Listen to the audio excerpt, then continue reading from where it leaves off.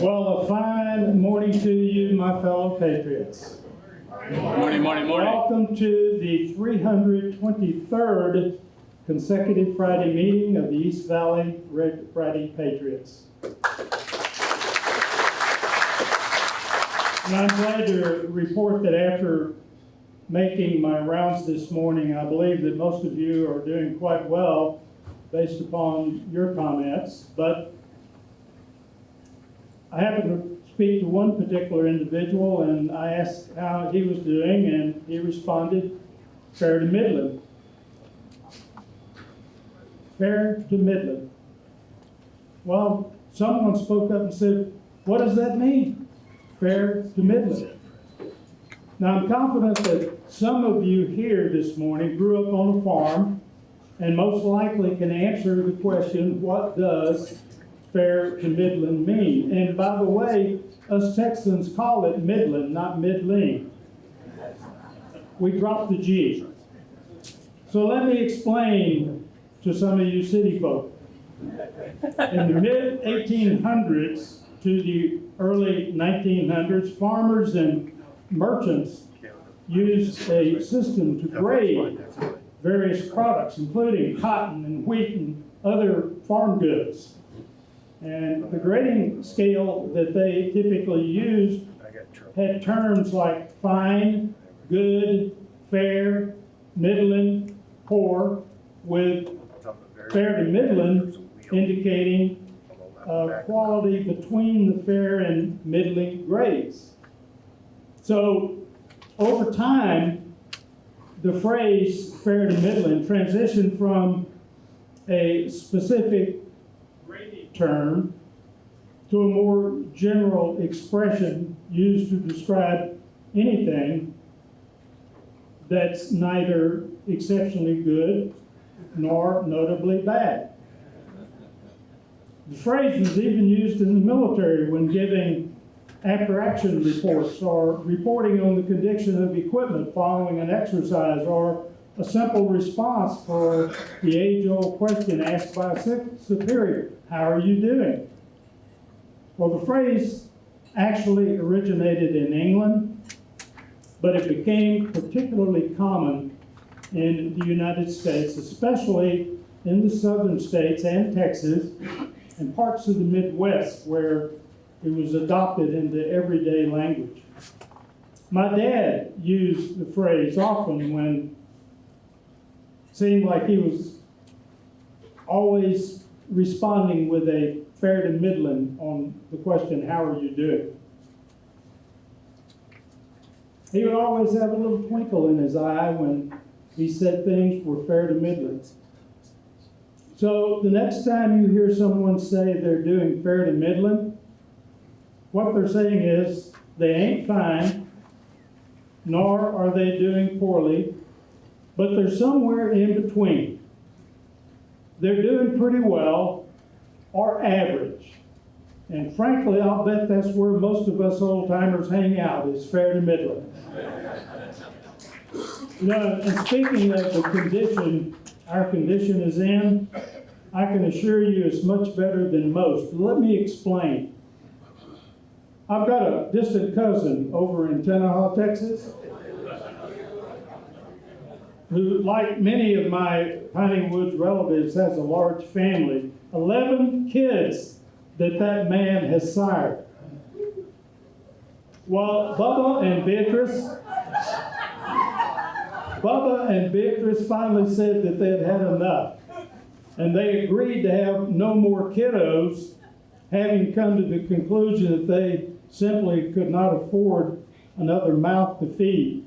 So Bubba, on the advice of Beatrice, drove into Tenaha to the local veterinarian office. And he told the vet that he didn't want to have any more kids. Well, the vet told him about a procedure called a vasectomy that could fix the problem. But it was rather expensive. So the vet suggested that Bubba should stop by the general store, buy a cherry bomb, go home, get an empty beer can, light the cherry bomb, drop it in the beer can, hold the can up to his ear and count to 10. Well, Bubba told the vet, he said, "Hey, Doc," he said, "I may not be the smartest tool in the shed, but I don't see how dropping a cherry bomb in a can and putting it next to my ear is going to help me." The vet said, "Trust me, Bubba, trust me." So Bubba stopped by the general store, he bought a cherry bomb, went home, dug through the trash barrel to find an empty can, cut the lid off the can. He lit the fuse on the cherry bomb, and he dropped the cherry bomb into the beer can, and he held the can next to his ear. Then he started to count 1, 2, 3, 4, 5, at which point he paused, placed the beer can between his legs, and resumed counting on the other hand. 6, 7, 8.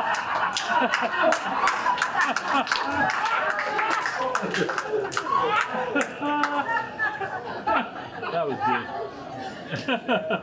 Now, after learning about this alternative procedure to a vasectomy, it is known to have occurred in an overwhelming number of parishes in Louisiana and numerous counties in Arkansas, Mississippi, Alabama, and South Georgia. Oh my goodness.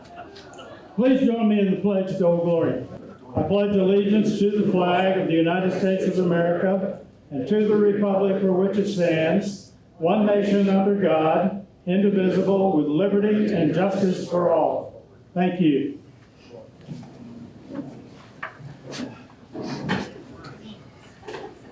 We do have a few guests here this morning that happen to service this particular community, and other than our chief here in Apache Junction, I would like to ask his support personnel, his firefighters, to come forward up here, would you?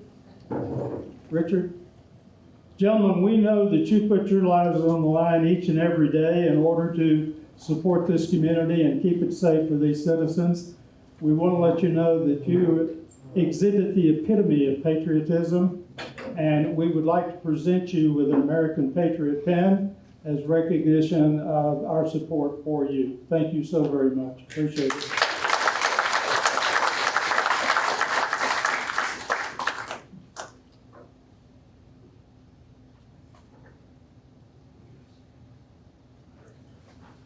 Got to get on a stool.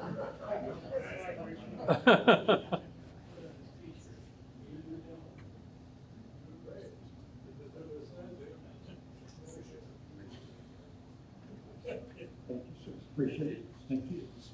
Absolutely. Can I have a hoorah for these gentlemen? Thank you, thank you. We also have our Mayor of Apache Junction, Chip Wilson, here with us today, in addition to our firefighter team, and we appreciate very much that you join us again. Ladies and gentlemen, I'm honored to introduce our guest speaker for today's program, John Whitney, Chief of the Superstition Fire and Medical District. Now, to better understand the scope of Chief Whitney's responsibility, I'll share a little background on the district. The Superstition Fire and Medical District is the political subdivision of the state of Arizona and legally established in 1955. The fire district was formed by a majority of property owners and registered voters who petitioned the Pinal County Board of Supervisors to create special taxing district for the express purpose of providing fire protection services to the community. Since that time, the fire district has grown from 1 fire station to 5 fire stations, a fleet services facility, an administration office, and a regional training center. Along with these facilities came the need for additional staffing. With 89 public safety and 13 civilian staff, The district has grown significantly since its origin. The fire district encompasses 62 square miles, serves the city of Apache Junction and the unincorporated areas of Gold Canyon, Superstition Foothills, Goldfield Foothills, and Entrada del Oro. Chief John Whitney started his career in 1996 with the United States Forest Service. He was hired by Rural Metro in 1999. He joined Scottsdale Fire Department as the captain in 2005 and was promoted to battalion chief in 2011.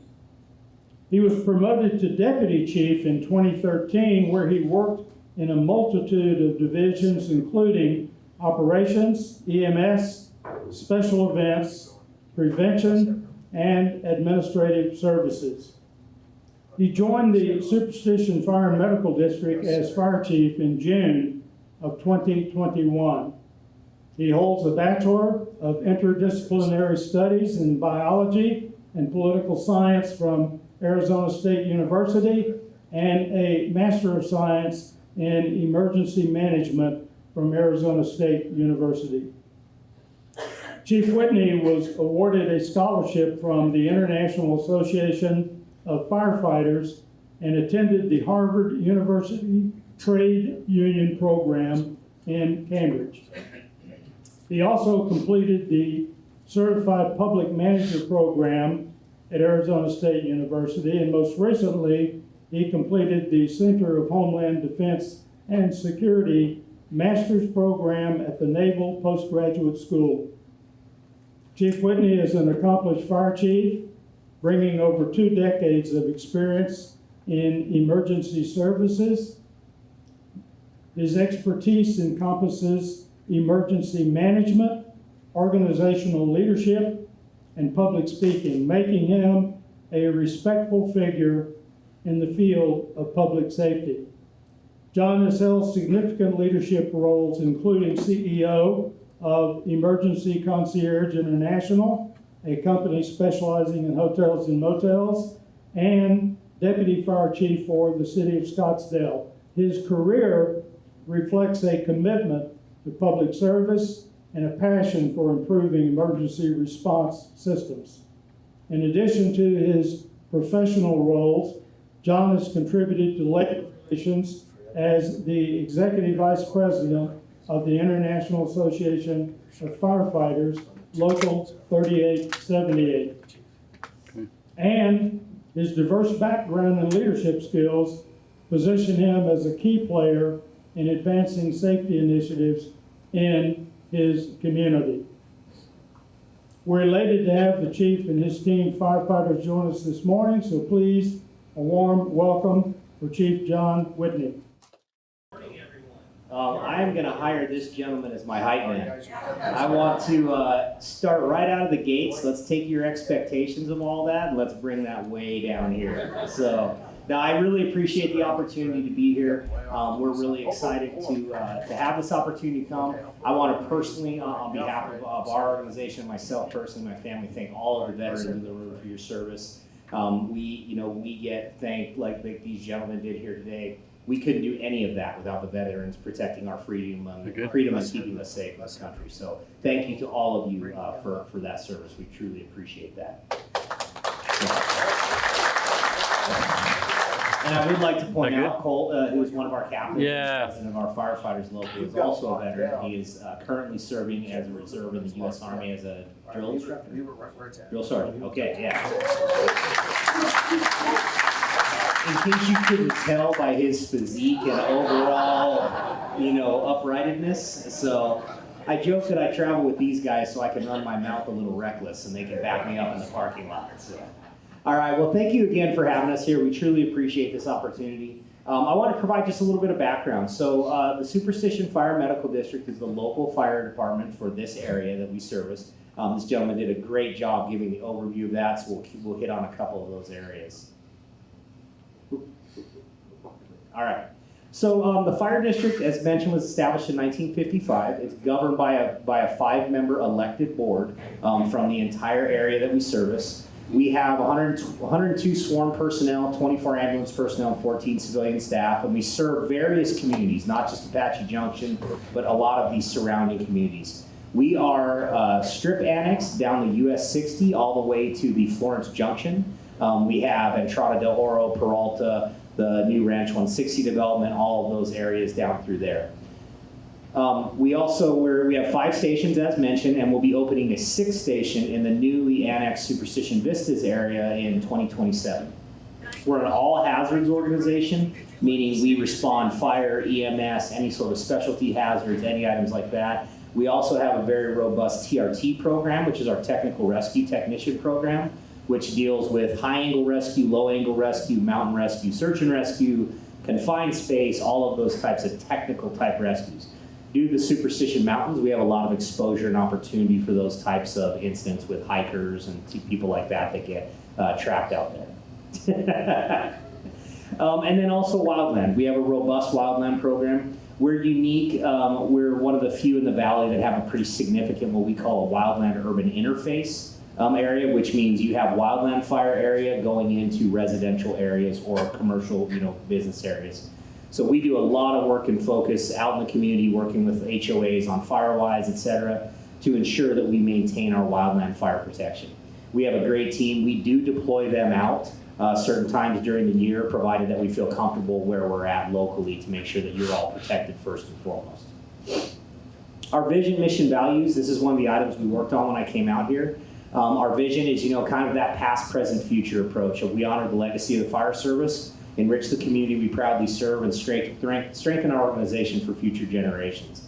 That is designed specifically to that. Remember the past. Remember how we got here. Remember the items that made us who we are and took us to this point. And let's enrich the community. It's not just about waiting for the call to drop to come out and service you and help you through your time of need. We want to benefit the community. We want to raise the community, help in a proactive fashion, not just simply a reactive fashion. We want to be integrated in, which is why we love having opportunities like this, not just in the background waiting for when you call. And on our values, you can see them there. Building relationships are key. Professionalism at all times. It doesn't matter if it's 2 in the morning, 3 in the morning, your first call, 15th call, whatever it is, the expectation of our organization that you're professional at all times in every situation. Providing care and compassion. There's a big difference between providing life-saving services and providing life-saving services with care and compassion. That is our expectation, that our members do that they actually care for the people, and they do. This system, this was a collaborative labor management committee that developed these vision, mission, values. Essentially what we did is not capturing who we want to be, we captured who we are and who we want to ensure that we maintain. Pride is a key component. I know it's one of the 7 deadly sins, but it sure makes for good firefighters sometimes. So we balance that well. The commitment to improve, always trying to enhance, always trying to grow. And then diversity, equality, inclusivity, from a embracing of all input feedback from, regardless of where it comes from, in the community, in the organization, that we're open to thoughts and different approaches to items. And then very simply put, our mission is selfless service. At the end of the day, that is what we're here for. We are here to help other people. It is not about us. It is a job that is purely dedicated to selfless service, so we focus heavily on that. Here's the breakdown. This gives you a good idea of where our areas, where the geographic boundaries of our district. So you can see the Superstition Vistas area that was annexed in 2021. And then we have all the way down, all those blue dots, if you can see them, those are the 5 fire stations that we have. We run 5 fire stations with 6 frontline companies. Our station right down the road, Station 3, is a dual unit station, so it has a ladder and an engine out of it. It also has 2 ambulances out of it. Station 1 and Station 4 also have ambulances out of it, so we have 6 frontline apparatus, 4 ambulances, and a battalion chief ride that is staffed with 2 personnel, and that's our constant staff 24/7, 365. We will enhance that during the winter months when we have an increased population and increased demand for service. We will typically put up a peak time ambulance that runs from 7 to 7, 7 a.m. to 7 p.m. to handle our increased load due to our winter visitors. So that encompasses kind of the constant staff. We also have brush trucks, water tankers, ancillary vehicles that we use for different purposes, different techniques and tactics. We're also members of the automatic aid system. So this is unique to this area. So a lot of places have mutual aid systems, which you have neighboring fire departments, which means when I need help, I can call, ask you to come over and help me, and then I get the assistance. Most organizations cannot handle large-scale significant incidents on their own. It would just be too costly to build a robust organization to handle the one-off thing that may or may not ever happen in the period of the time. So what we do is we have enhanced this in the Phoenix Valley region area. So we're a member of the automatic aid system. So as opposed to calling and requesting help from someone, it's automated. So we all run through standard operating guidelines, standard terminology, standard training procedures, standard staffing, equipment, etc., regardless of your jurisdiction. So whoever is the closest, most appropriate unit will respond to your emergency. If there is a truck driving through here from Buckeye and a call goes out and they're right across the street, they will come here. It's automated in that integration. We receive help from Mesa, Queen Creek, Gilbert, etc. We also give help. We've been over in Scottsdale helping with large-scale wildland fire. I mean, it's an automatic aid regional system to help each other out. What it also does, it allows us to maximize the efficiency of our organizations. There are things that I don't have to buy because I can get it from across the street. Now, we don't take advantage of that. It's a give and take, mutually beneficial. But it also helps us locate our stations right. So instead of putting something on the border of our district, I can take advantage of where the Mesa Fire Station is and move ours a little bit in to provide better coverage. So it's just a great system that's not really known across the nation. It's kind of, it treats us as one massive fire department, even though we're separate entities in that regard. So getting into some of our response standards. So this stems from our last annual report, which is in 23-24. We're just working on our current report to capture 24-25. We're right on the cusp size-wise of that small to medium-sized organization. But we're a district, and we'll talk about some of the differences between districts and municipalities. We run like a medium-sized municipal organization, unfortunately with the funding of a district.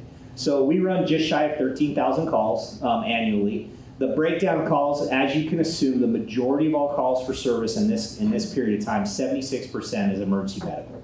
So when I talk about all hazards, we're not just fire suppression. That's why we're a fire medical organization. The majority of what we do is emergency medical.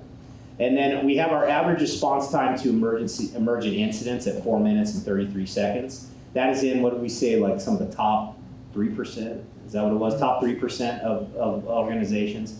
We are really proud of that. That is a huge accomplishment to be able to do that as our average response times. And we'll talk a little bit about how we're able to do that and why I'm so proud of that. When we look at our response standards, this is our annual call volume. You can see it over the past since 2013, 2014, and then what our projection is running out. We average about a 5% increase on our call volume annually. That is from, and that's not, this is, as you can see, that has nothing to do with the annexation of down south. That just has to do with the growth of our current district and our current organization. We are getting infill, we're getting more, and it's just those types of things, enhanced calls for service. You can see kind of our peak time. We talked about the winter visitors. What we're seeing over time now is this is kind of, we're not dropping as much in the summer as we typically would. We're kind of maintaining that up there. We used to peak really high in the winters and then drop down in the summers. We're maintaining a little more higher above that average. From a fire suppression standpoint, we have 86% of our property and content saved, which we're very proud of. That comes from, and this stuff is all interrelated, as you can imagine. Anybody that's worked in any industry can assume that response time is tissue, time is money, time is property. That response time is what allows us to have such a successful save rate. Getting firefighters on the scene quickly to get fires caught at the point of origin, room of origin, etc. That's a key component of that property and content save. You can see kind of the breakdown there. of the different types of fires that we do, and it's wildland fires, brush fires, vehicle fires, residential fires, etc. From our fire suppression, that's going to be a little bit small for you to see, but I want to talk to you about. So our average travel time, our average response time, that 4 minutes and 33 seconds throughout our agency, the key component there is the turnout time. Who knows what turnout time is? Anybody guess? Jan does. Jan's heard these things. It can be that if it's a fire. It's what we use is getting into the truck, but that's why it's called turnout time. Very good, because you get your full ensemble on, right? That is the only thing we can control. We can't control how quickly the call comes in. We can't control how quickly dispatch transfers the call from the caller to us to let us know. We can't control how far away it is. We can't control the traffic, and we're regulated by how fast we can drive by statute. The only thing we can control is how quickly, when the tones drop, our personnel get on the truck. That's why I'm so proud of that response time. And an on average 46 second average response, average out of shoot time, that's 46 seconds. That is, you're sitting here, calls drop, and you are on the road, wheels turning in 46 seconds, okay? That is them. That is them getting on the truck. I can write all the policies in the world, I can manage the budget exceptionally, I can come have talks like this, but if they don't get up and get on the truck, it all falls behind, right? So really proud of them in that regard. Here's our breakdown when you get into emergency. So we talked about that 76% and this is all available in our annual report on our website if you ever want to go look more detailed, if you're really looking for some fun and exciting reading opportunities. It's cool to us, so let's see what you think about it. It's kind of our breakdown. Our general medicals are 30% pain, non-EMS, so those are our refusals. We get called out, someone doesn't want our assistance or doesn't want help, et cetera. That happens as well. Or they just simply don't want to go to the hospital. So that's kind of the breakdown of what we do. So a bunch of different areas, from trauma to medical. We spend a lot of time training in this area because medical advances are always constantly moving. So we pay a lot of attention to that. We also have our own transportation division. This is one of the areas we implemented to try to address some of our financial challenges over time. So you can see our transport volume. It's going up approximately 6.4%. We've been overachieving in our expected transports consistently over this time here. So this is our ambulance company. This is our business inside. We run this business very much like, we run it like a business. We utilize it to create revenue to offset costs associated with the ambulance and with the fire protection because of some of our funding challenges. We don't run it like some agencies do, like, hey, if we break even, we're happy, or a little bit of loss. We want to make sure not only it pays for itself, it helps offset the cost of the fire side, as well as providing us better service. The key component of it, though, is it gives us door-to-door service. We can control. We get those folks out on the truck, they respond to you, they engage, they start treatment. We don't want to hand you off to another provider.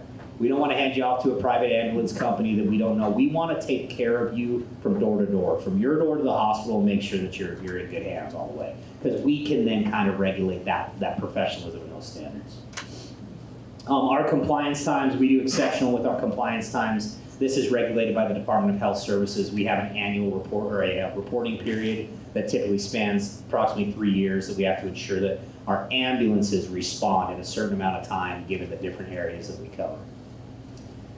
Majority of our calls for service are advanced life support. We also have basic life support, and then our canceled, refused, etc. There's a picture of, we're up on the AZ-88 doing a technical rescue. So it's tough to see on that picture, but there's a patient in a Stokes basket and a provider sitting there hanging off the long line of that helicopter. So, John, that was your call, right? Yep. So there's that spot on the AZ-88. Everybody didn't like making that turn. They just kind of try to take that shortcut right off the edge. There's a stack of cars down there, so we end up there quite a bit. An interesting thing about that is not in our district boundary, but we are the closest entity to that. So that's not one where we get automatically dispatched on. We get a call to the battalion chief's office to see if we're willing to go on that. At the end of the day, you can imagine the position that puts me in. you know, of that it's not our district, but that's somebody that's down at the bottom of a ditch on the 88. So we go. Unless it dramatically or detrimentally impacts what we have going on here, if we had no ambulances or all of our trucks were committed, et cetera, then we would access the auto aid system to try to help that out. So it's just unique nuances of kind of the way we're laid out. We're not surrounded by other entities, right? We don't have an east side cover. So training, we spend a lot of time training. So you can see close to 30,000 hours total training hours, and we're exceeding this. We're going to exceed this as well for this year. So interesting. Why do you think we train more on fire operations when we run more EMS calls? What's that? They're more dangerous. Yep. So we talk about high risk, low frequency. This is where you get people killed in the fire service. It's typically on an EMS call, the risk is not theirs for our providers, other than scene safety issues, medical, contagiousness, or more importantly, getting the biggest risk we run when we're on vehicle accidents, get hit by cars. It's roadway management is a key risk factor for us. But the majority of places where we get people hurt or killed are in fire operations. So it's our lower frequency but higher risk. So we spend a lot of time training in that. Plus, from a medical standpoint, because we run so many, we get a lot of sets and reps and familiarity. But comparatively to the Valley, we run a lot of fire here as well. And then our prevention services. This is our proactive arm. This is our reach out arm. So this deals with community education, public information, all those types of things, as well as business inspections, new construction, permitting, planning, engineering, design, all those types of things. We work collaboratively with the city of Apache Junction as well as Pinal County, depending on kind of jurisdiction, who's it in, as far as this growth and development. We spend time doing a lot of community events. We spend time getting your car seat installed. If you've ever had a professional car seat installation, you will be, for a child seat, you will be impressed at how wrong you've been doing it your entire life. I did it when I had my son. I'm like, how hard can this be, right? But we had a guy at the department that could put it in for us, and I'm like, wow, that was a whole thing. They do it right. So we encourage you, grandkids, kids, anything like that, get a hold of us. We'll help you make sure your car seat's in and safe. We do AED and CPR presentations. We do drowning awareness. We do a lot of outreach. This is our proactive trying to prevent bad things from happening. And one of the things I love is school talks. We get them in. We get our crews in the schools very early on to start integrating that safety mindedness. I think you probably all remember it from when you were in school, doing the exit drills and the stop, drop, and roll. Those we still do all those kind of things. So it's fun to get out there and see that. Some of us never grew out of wanting to be firefighters. Here we are.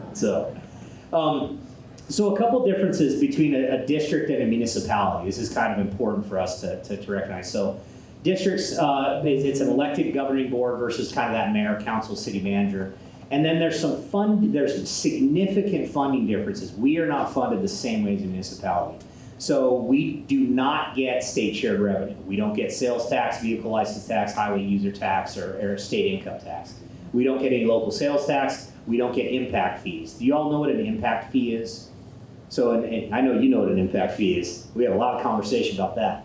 An impact fee is when you have a new development, the developer charges an impact fee to the new home buyers. So it's, Jan goes and buys a house and they tag on $1,500 there, or whatever that looks like. And then that goes to help develop infrastructure. So it goes to put in water mains, sewer lines, fire stations, police stations, et cetera. So that's a typical area when a new developer comes in. It's a technique and a system that they use to help build the infrastructure in, because your tax revenue, the tax revenue, whether it's property tax, those are typically designed to help your maintenance and operating. It's helping you to keep the wheels turning, keep everything running. When you have to do major infrastructure changes, so what do you think the price per square foot? I'm waking you up early this morning, so over that call. What do you think the price per square foot is currently to build a fire station? $850 to $1,000 per square foot. Wow.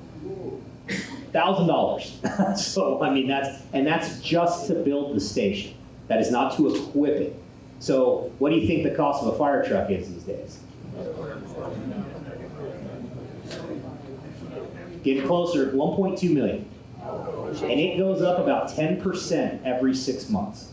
So Really? ever since when COVID hit, we hit this real, where it was like we got the supply chain. I lost my mind one day on that. We get this bill from our hose manufacturer. We had a 40% increase in the cost of hose in one rush, just based on supply. And I'm like, I want to know where where in the supply. I just lose it, you know. So we get hit for those kind of things. And then federal funding, automated. There is current legislation. So we are the smallest form of government. We are the smallest level of government, okay? Our five-member governing board, all they deal with is the fire department. We have no other ancillary, it's only public safety, fire department specific. We're not recognized federally as a government entity, and they're trying to correct that. So when ARPA money, COVID money, things like that come in, it doesn't get distributed to us automatically. We have to go actively ask for it, et cetera. Whereas municipal fire departments, they get that through the municipal fund. We also, when we submit for grants, like there's a 12% gaming grant that comes through the Native American casinos. And so they have been amazing. They help us out a ton. We actually have to get that, and then the city of Apache Junction has been incredible in helping that. We submit for it. City of Apache Junction has to accept it and then give it to us because we're not allowed to receive it directly. So it's just these kind of things that are really frustrating to try to deal with. It's kind of a lot of those systemic or bureaucratic things that you're just like, why? So we jump through some hoops. So we're working hard, whether it's with the State Firefighter Association, State Fire Districts Association, or the State Fire Chiefs Association, trying to work to help change some of these funding challenges, and et cetera. So one of the challenges that we've run into as we've gone through and assessed, we created our capital replacement plan. So capital is our big ticket items. They are our tangible items. They are things that you can physically hold and touch. They're apparatus, equipment, facilities. When we did our assessment, we're finding we're really falling behind in our capital replacement needs. So one of the areas that we did is we are putting together a proposition for 494. It's Prop 494, and it's for a bond coming up in election in November. The focus areas of that are very simple. It's apparatus, equipment, and facilities, and it's designed to have the potential to help everyone in the entire district in different areas. The purpose of that is to, again, get those big ticket capital purchase items that we're falling behind dramatically in our truck replacement, in our facilities, et cetera. And that is to make sure we can maintain those response times, as well as help us to meet industry standards, help us with recruitment and retention, and also help us maintain our ISO rating. Who knows what ISO rating is? Gentleman in the back. By the way, your tech here is astounding. Like, this is impressive. I thought I was going to dance around like Britney Spears up here on the stage with this thing on. But it's incredible. So, what's that? Oh, you'd be like it, yeah. ISO rating is the Insurance Services Organization. They have a gradient scale of 1 to 10 that tells you what your fire rating, that your fire protection is. We're an ISO 2. Okay, which is top 3% in the nation. The only one better is 1. The agencies that get 1 are sometimes your Phoenix Fires, your Mesa Fires, your pretty significant organizations. The only real thing that we would need to get to that 1, where we currently sit at, is hydrant grids. A key component is it's 50% is personnel, training, all apparatus, et cetera. 40% is water supply for the ISO rating. So this bond that we're proposing is focused to help maintain those items to protect that ISO 2 rating. When we did our ISO rating, we have to show the ability to maintain a water supply utilizing our water tankers. And we're able to do that. The problem is our water tankers are now 20, 25 years old, and we need to get them replaced. So this, you can see how it's all kind of interrelated. Your insurance company uses ISO ratings to make your insurance rating. At least they used to. Now they're just kind of arbitrarily zoning people out and saying you're too dangerous to have insurance. So so we're looking. So all of those are kind of focused towards maintaining those items, this and that. And one of the things with the insurance rating, with the wildfire protection, with all the things that we talked about is that, we're here for you. We're here to serve the community. If there's ever anything you need that you want us to come talk to your community members about, your smaller groups, you want us to come look, do wildfire assessments in your HOAs, we work with Firewise, work with Department of Forestry, just ask us. We'll come help. We are an open, transparent book. You want to know anything about us, come ask. You want help with anything, give us a call. We'll do our best to I tell our staff, like, let's start at yes. Let's see how we can help our people out. We talked about one of those key values of ours is enrichment to the community, and that's our focus. We want to be here for you. So please don't ever hesitate to reach out to us, to ask us for help, ask us for clarification. We're 100% here to support you. We did have, I made a mistake this morning in not getting the crew here early enough to check blood pressure, so we're going to send them next Friday. So if anybody wants to get their blood pressure checked, if you're having issues, I recommend you get it checked before Friday.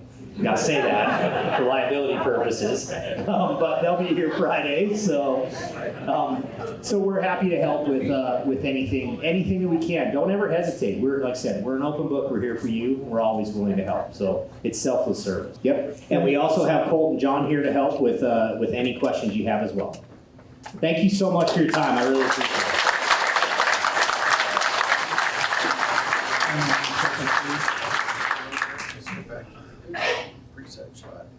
Dwayne, get ready to get on the two of them doing the representation. Chief, we would like to take this opportunity to welcome you to the Order of the R.E.D. Thank you. And this certificate specifically states that we hereby recognize and commend Chief John Whitney for his distinguished community service, support of America's armed forces and veteran initiatives, and the East Valley Red Friday Patriots. Thank you very much, sir. I really appreciate that. And additionally, we would like to present you with this quite coveted here, Red Friday lapel pen.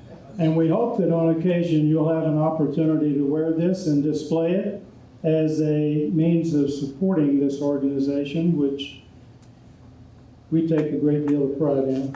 As you should. I really appreciate that. Oops. These butterfly clips are not the easiest thing in the world to have.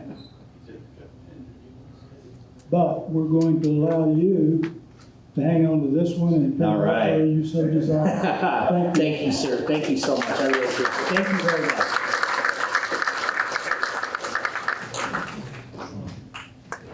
Can I have a hoo-up for the chief? Thank you, thank you. Yesterday, August the 7th, America paused to observe National Purple Heart Day, which commemorates the creation of the oldest American military decoration for military merit, dating back to the Revolutionary War. The Purple Heart honors the men and women who are of the military order of the Purple Heart. The decoration laid idle for a century and a half, but it was through the efforts of General Douglas MacArthur that the United States War Department created the new Order of the Purple Heart. Today, the medal bears a bust of George Washington and his coat of arms. General MacArthur wanted to introduce the award in time for the bicentennial of George Washington's birthday in 1932. He needed experts to design the medal, and to do so, MacArthur worked with the Washington Commission of Fine Arts. He also reached out to a heraldry specialist by the name of Elizabeth Will, who at the time was employed at the Army's office of the Quartermaster General. Elizabeth was tasked to design the award, and it was she who created the design sketch used for for the present medal. The Purple Heart Medal was designed primarily as a combat decoration only for the Army and the Army Air Corps, recognizing the commendable action as well as those wounded or killed in combat. At the time of its introduction in 1932, the Purple Heart could not be posthumously awarded, nor could it be presented to the recipient's family. But the award was made retroactive, allowing World War I soldiers who had earned certain awards to apply for the Purple Heart.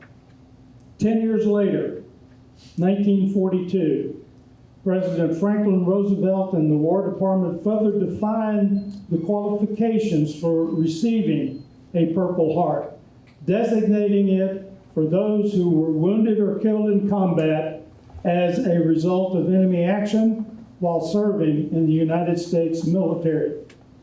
They also expanded the eligibility of the award to all military branches and gave authorization to present posthumous Purple Heart medals.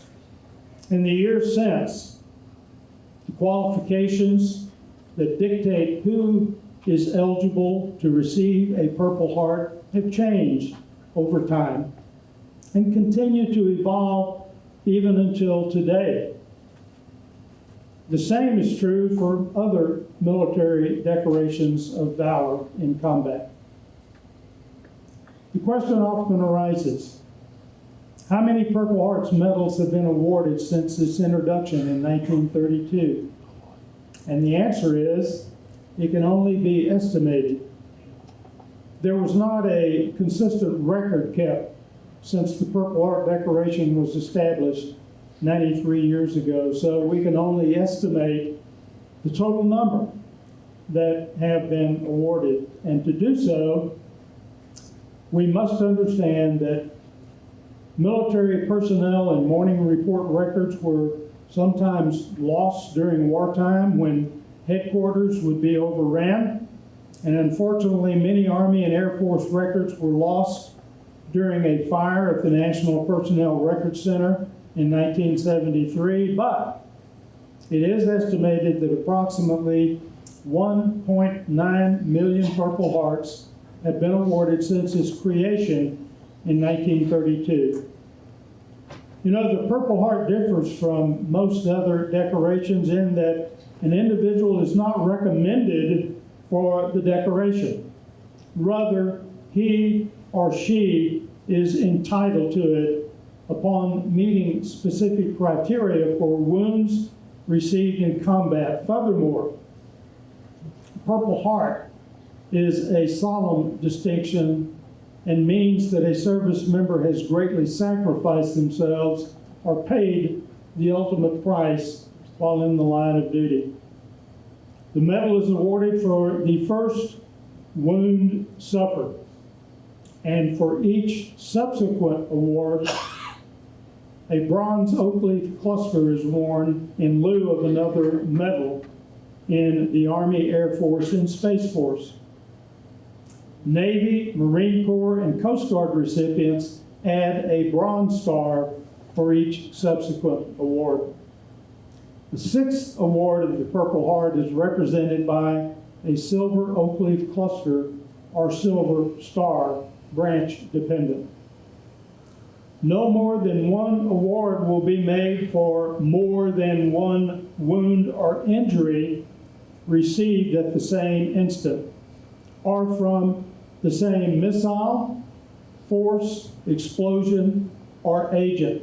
Under no circumstances is the Purple Heart awarded for non-combat injuries. The decoration's plain inscription for military merit barely expresses its significance. But that significance is memorialized at the National Purple Heart Hall of Honor, located in New Windsor, New York.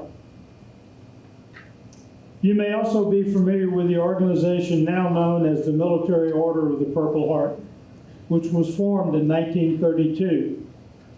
It was formed for the protection and mutual interest of all who have received the decoration. We have members here today representing Chapter 2560 of the Military Order of the Purple Heart. The organization is headquartered in Springfield, Virginia. It is chartered by Congress exclusively for combat wounded veterans, and it is the only veteran service organization comprised strictly of combat veterans. The Military Order of the Purple Heart Service Foundation, also known as the Purple Heart Foundation, was created in 1957. It's a nonprofit organization, and for more than 60 years, the Purple Heart Foundation has solely dedicated itself to funding programs and services that support our nation's heroes. There are a few Purple Heart firsts. I'll share that with you today. Army General Douglas MacArthur received the first Purple Heart Medal for his service in the Pacific Theater, specifically in the Philippines during World War II. And the first woman to receive the Purple Heart was Chief Nurse Beatrice Mary McDonald, who in World War I, was assigned to a British clearing hospital in Belgium. McDonald lost her right eye when German aircraft bombed her hospital. In 1936, following the introduction of the Purple Heart decoration, she received the Purple Heart Medal retroactively for her wounds, making her the first woman to earn the award. She was also the first woman to earn the Distinguished Service Cross, the second highest decoration for valor, and the Distinguished Service Medal. Beatrice McDonald served with the Army in Belgium and France for the remainder of World War I. Today, more than 500 women have been the recipients of the Purple Heart Medal.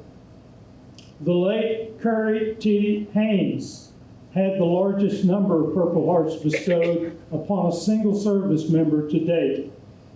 10 Purple Hearts.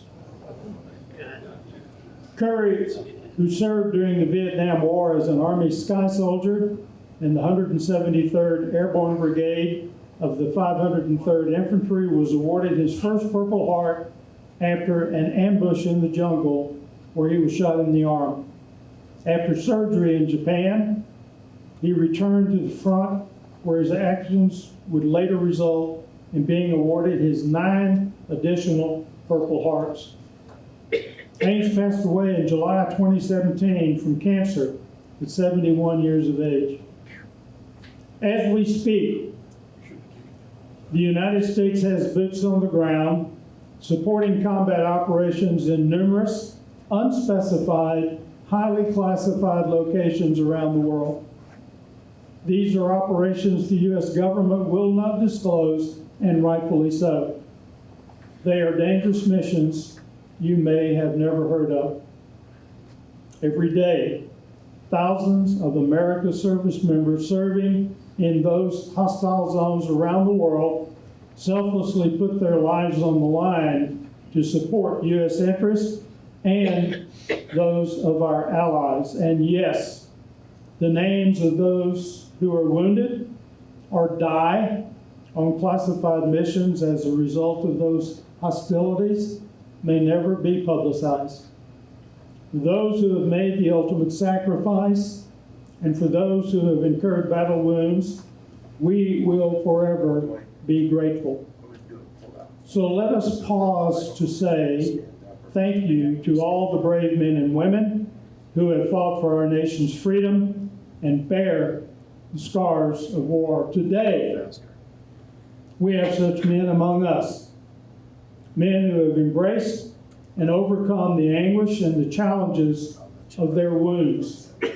And we are honored and privileged to have them in our Red Friday community as they continue to demonstrate their support for our armed forces and our deployed warriors.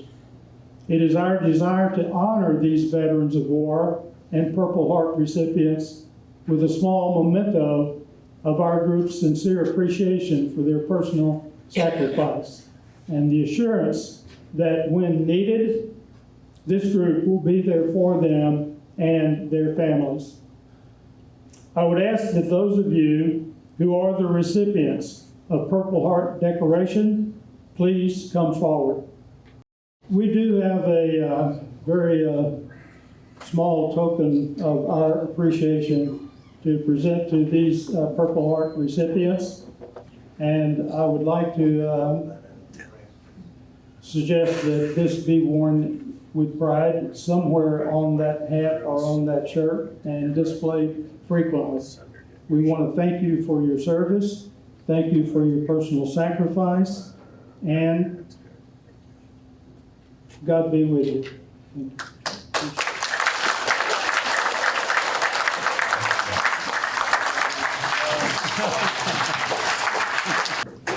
I would also like to point out that John Mullen was here today, United States Marine Corps. Unfortunately, John had to leave a little early.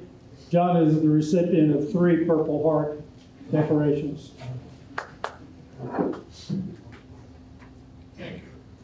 May I have a hoo-ah for these Purple Heart recipients? Hoo-ah, hoo-ah, hoo-ah, hoo-ah. Thank you. I do have a couple of announcements I'd like to make today. First, I'm getting notification of some undeliverable emails that I send out each week to our Red Friday group. If you are not getting my weekly emails, and I typically send out 2, one as an announcement for our Friday meeting, and I always send out one on Friday afternoon as a summary of our daily meeting. But if you're not getting my emails, please see me after the meeting and provide me your name and a legible email address. Additionally, you may wish to check your spam or your junk folder to determine that my emails are dropping in there rather than your inbox. And when you leave the building today, upon dismissal, please deposit your name badges at the greeting table. To our guests, to our mayor, thank you all for joining us today and representing this fine community. We sincerely hope that one of these days you'll return and join us again. We hope to see you here. Is the response time next week on getting the blood pressure check going to be 4 minutes and 33 seconds?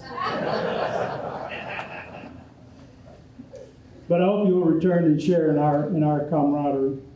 Please know that you'll always be welcome here. As a final reminder, let's not overlook the importance of our Red Friday mission to keep our deployed warfighters in our thoughts and prayers and continue to demonstrate our support for these fine men and women. Enjoy your weekend.